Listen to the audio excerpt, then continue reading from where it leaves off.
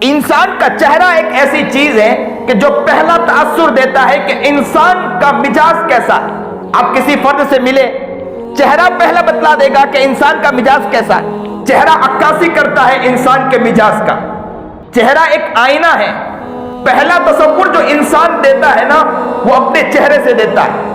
آپ ان سے ملاقات کریں تو آپ فوراً کہہ دو گے، ملاقات کے بعد کہہ دو گے کہ چہرہ دیکھ کر ایسا لگتا ہے کہ انسان صحیح نہیں ہے، مجھ سے ملاقات صحیح معنی میں نہیں کرے گا۔ چہرے کو دیکھ کر انسان کہہ دیتا ہے کہ یہ بہت اچھا انسان ہے یا اکھڑ مزاج کا انسان ہے۔ چہرہ ایک ایسی چیز ہے، اور قرآن کریم نے بہترین اس تصورات کی دنیا کو بھی بتلایا کہ وَلَا تُصَعِّرْ خَدَّكَ لِلنَّاسِ، کہ انسان جب ایک دوسرے سے ملے تو حشاش بشاش چہرے کے ساتھ ملاقات کرے، خوشنما چہرے کے ساتھ ملاقات کرے۔